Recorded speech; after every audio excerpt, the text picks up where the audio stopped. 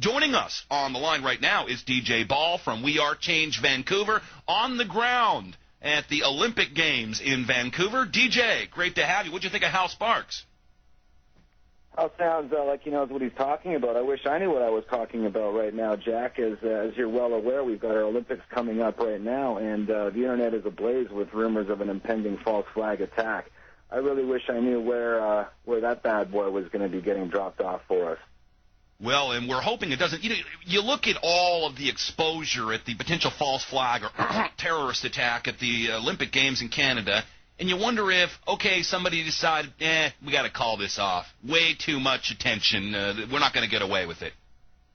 Well, you know what? At least we're having this discussion. We talked last week, Jack, about that very thing. We'll never know if our efforts are successful or not by talking about it. But for me, it's important that we do discuss it. There's definitely some signs. Maybe it's all a distraction. Maybe they're going to hit the Super Bowl. Maybe they're going to hit a ship in the Gulf. We really don't know. But the one thing we can do is do as much diligence as we can. And if we identify all the troubling factors that are floating around these games, if we are to get hit, then we can at least demand a real and proper investigation. And that's our whole goal with talking about a false flag. It's not trying to fearmonger. It's not trying to scare. Our own media is actually talking about, we had Global TV talking about Homeland Security warning American travel advisory to American tourists of an impending terrorist attack. We've got our CIA, we've got Leon Panetta, the CIA chief, warning of an impending attack. So this isn't just going off of a pipe dream in Olympics in the past and people bored looking for something to do and talk about or being anti-Olympics. That's not the case at all. I hope the games go off really safe. I hope nobody gets hurt. But it's always good to be prepared. Well, other than that, have you enjoyed the snowboarding competition yet? The trials? I mean, are you looking forward? What is going on? I mean, what are we looking at up there? Cameras everywhere, snipers on the roof, LRADs moving through the street, militarized police. So what are we looking at now? Here's what we're looking at. I did a 8-hour recon 2 days ago with a couple We Are Change Vancouver members. We went around the main venues that are in Vancouver. So we went to BC Place, which is a 50,000-person stadium where the opening games are, and opening ceremonies and closing ceremonies are. BC Place is it's like a big concrete bunker, kind of like your Katrina Dome in New Orleans. It's a bit of a white elephant. This would be a potential target. If it was going to get hit, Jack, it would be absolutely devastating. The numbers would be ridiculous. The security now at BC Place, which is interesting, it is so thorough. They got cameras everywhere. They got 15-foot high fences layered. There's airport-style checkpoints at every entrance gate with scanners, with X-ray machines. If anything happens at BC Place, it's got to be a false flag type inside job. I mean, that's my opinion from walking the entire ground yesterday. There is police absolutely everywhere. We didn't get. Are they checking inside the venue, IDs? obviously, but we did do a good patrol of the perimeter, and it's absolutely locked button right down. There's cameras on every square inch. Are they checking IDs of people on the street? I mean, I know when I was up at the conventions in New York, it was a massive police state, snipers everywhere. I had to wear ID around my neck so I could get through all the different various checkpoints. But still, let me say this. After all of that, the president, I mean, all these important people are there, and cops everywhere, FBI, Secret Service. But you know how easy it would have been to walk in there with a backpack and hit a soft target and blow something up and get attention, yet nothing happened. No. Where was Osama bin Laden? Well, this is what I got out of my recon mission, is that I think they would go for a soft target if they are going to pull something up here. I think it could be something in the nightclub district, a bomb at a nightclub. It could be potentially a bomb at a hotel, something like that. I mean, the security is so thorough at Athletes Village. It's basically like Athletes Village, Jack's basically like a concentration camp. I mean, there's fencing all around it.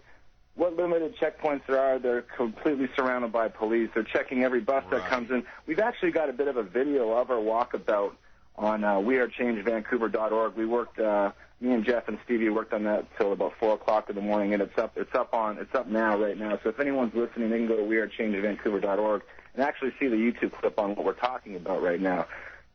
Very, very heavy security. We were followed a little bit by some undercovers. We weren't hassled at all. We actually talked to some police. They didn't know what false flag terror was. That was funny. I wish we would have had that filmed. We'd asked some of our RCMP if they had any idea about false flag terror attacks, and they looked at me like I was talking in Yiddish or something. It was ridiculous. But no, I mean, I guess to summarize, Jack, I think I'm pretty happy with the measures that they're going to. Obviously, they can't plan for everything. There's a million places where this could happen. DJ, hey, man, I want to remind you of something. On 9/11, they bombed the Pentagon. So I mean, you would think the most secure building in the world, it wasn't that secure. Fort Hood, the guy went in there and started shooting. So nothing is secure because, of course, just like with the JFK assassination, just like with the killing of Ferdinand in World War I, just like the Madrid bombings, just like the London bombings, just like 9/11, there's a stand down. You've got all this massive security. No, there's no way you can do it. And all of a sudden somebody, through incompetence, leaves their post, and the guy walks right in and bombs something. So the illusion of security is merely just that, a illusionary security blanket. Control. You nailed that right on the head, Jack. It's actually funny because those are almost the exact same words. I did a radio show yesterday here in Vancouver with a host named Goulash. He's an ex-military guy from Britain. And he did a walkabout with me, and he put some military eyes on that thing, and he said that there's more holes in our security than you can shake a stick at. I mean, from a layman, from what I saw, we got police boats checking absolutely everything in the harbor. I mean, it does look like there's a big presence. I haven't seen any military yet. We were only looking at outer security. I don't know how much more military is going to be coming in. And obviously, we are still a week away or so from the opening ceremony, so things are going to ramp up. But I totally do agree with you, Jack. I mean, if they want to go big on this thing, and I think if they are going to, I'm split, man. I'm almost, at one point I think they're not going to do anything, and the next minute I think they're going to do something for sure. Then I think it's going to be who knows at this point. But if you look at global events right now, you look at their swine flu hoax being called out and exposed. You look at their ClimateGate thing not working at all for them. You look at the drums banging against Iran right now. I mean, something definitely feels like it's coming, and it feels like it could be very big. Right. If it happens in Vancouver, then pray for me. Yeah, I'm doing my second hour on the coming wars. It's interesting you mentioned police boats. Again, when we were at the New York convention in 2004, one of our friends had a Scarab offshore racer and took us out on that right in the middle of this convention. And, man, we were running and storming the Statue of Liberty and very important key cultural points in the Hudson Bay and the harbor and the river. And it wasn't until after we had already been playing around and doing this that the gunboats, the 50 cal Homeland Security boats, started getting on us and pulling us over. We had a very close call, but we could have already delivered the bombs at that point. So it was all a complete illusion.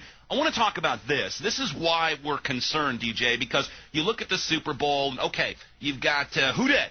You got my Saints, who have come out of the Superdome where they held tens of thousands of people captive at gunpoint in a makeshift FEMA camp, rising like a phoenix, excuse the imagery, to go to the Super Bowl. And that's kind of a feel-good story for people. Look, I mean, you can go drink beer one day, we'll hold you in a makeshift FEMA camp the next day, and then you get to go to the Super Bowl. Everybody just loves that story.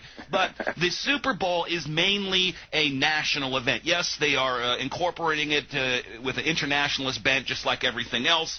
But the Olympics themselves is an international event. It's like the World Trade Center Tower of sporting events. You've got people from all over the world there, DJ, and you'll have every single nation upset, banging their fist on the desk and wanting retribution and vengeance if something happens. What a better scenario for the New World Order.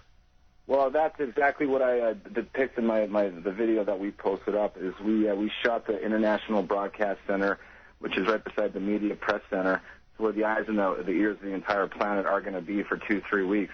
Now, a half kilometer from that, from where all the media is going to be, is our container port yard, is the port of Vancouver. So if something's sitting on one of those boats in the bay right now and it comes in during the Olympics, mini nuke, dirty bomb, chemical bomb, whatever scenario it could be, that would be absolutely unbelievable for the developers in this town, because the proximity of the port to our most drug-infested area, the Lower East Side, it's right there. In between the Media Broadcast Center and the port is the worst drug ghetto you've ever seen in North America. So if something was to happen at the port, it would be a developer's dream for the city's elite here in Vancouver, and also the bang for the buck factor would be massive, as the international press is going to be right there as well. I mean, right on the scene. Boy, are you hitting the cost-benefit analysis theory right on the head. I mean, look at all the ways they would benefit. It's almost as if they couldn't resist it, but then here we are talking about it, and I think that by shedding that light on it, not to – I don't have that big of an ego, DJ. I'm not saying we're saving the world, but by so many people talking about this, kind of like the vaccinations with the swine flu hoax, we win. So I hope that we've done enough to protect Vancouver here. And first of all, add anything else. We got about another minute left. And I want to let you know that we are here. You can call into this show anytime during the Olympics if you've got a special report. I want to leave the door open to you and get these reports from you. But go ahead and finish up and with everything else you're seeing up there, the mentality, the mood, what we need to look for. I'd say the mood up here is fairly upbeat. There is a lot of there's a counter movement up here. There's a lot of people that think it's a disgrace that we've got a gold medal in child poverty in this province. We can't pay our paramedics properly, so there's a lot of people that are pissed off up here in Vancouver that these games are happening. On the flip side of that, there's a lot of people that are very excited for the games.